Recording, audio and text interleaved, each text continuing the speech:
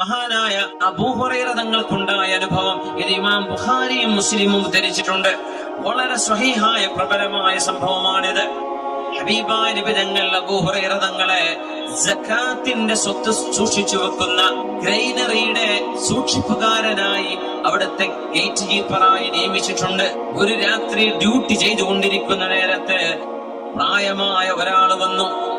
ആ മനുഷ്യന്റെ കയ്യിൽ ഒരു വലിയൊരു ചാക്കുമുണ്ട്. ആ മനുഷ്യൻ വന്നു, ഈത്തപ്പഴവും അവിടെയുള്ള ധാന്യവും ഇയാൾ ചാക്കിലാക്കാൻ തുടങ്ങുന്നു. അത് ധാന്യവും കാരക്കയും ഒക്കെ അവിടെ ഉണ്ട്. ഞാൻ പിടിച്ചു ആ മനുഷ്യനെ. ഞാൻ പറഞ്ഞു,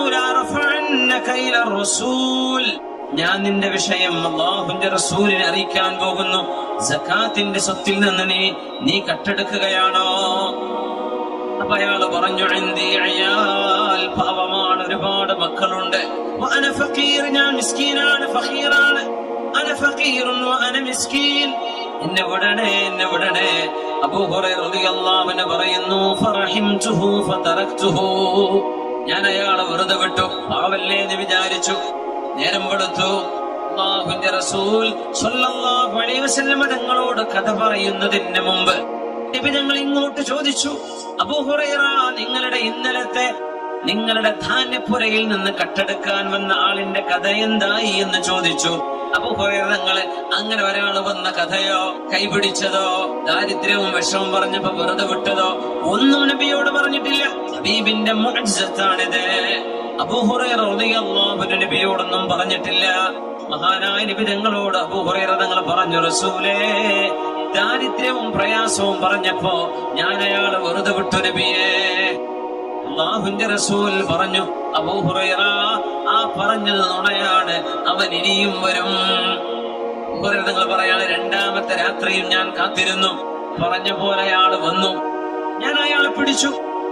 എന്തായാലും ഞാൻ നബി തങ്ങളെ അറിയിക്കും ഈ വിഷയമെന്ന് പറഞ്ഞപ്പോ അയാൾ പറഞ്ഞു, അന മുഹ്താജ്, ഞാൻ പാവമാണ്, മിസ്കീനാണ്, ഒരുപാട് കഷ്ടപ്പാട് കൊണ്ട് നിവൃത്തികേട് കൊണ്ട് ചെയ്തതാണ്. റസൂലുള്ളാഹിനോട് പറയല്ലേ, എന്നെ നീ കുറ്റപ്പെടുത്തല്ലേ എന്ന് പറഞ്ഞു.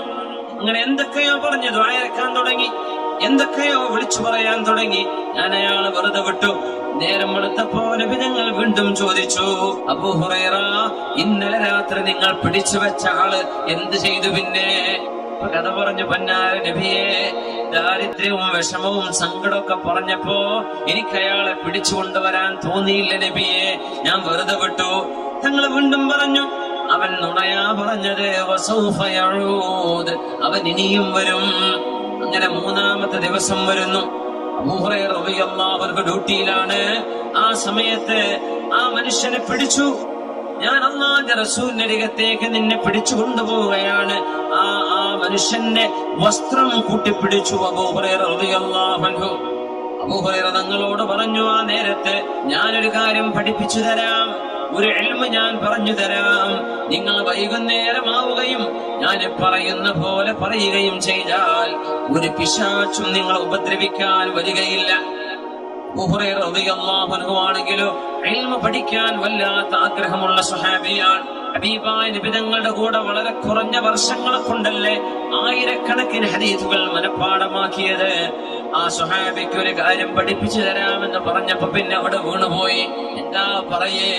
അവൻ പറഞ്ഞു, ഖുൽ, നിങ്ങൾ പറയണം, അല്ലാഹു ലാ ഇലാഹ ഇല്ലാ ഹുവൽ ഹയ്യുൽ ഖയ്യൂം.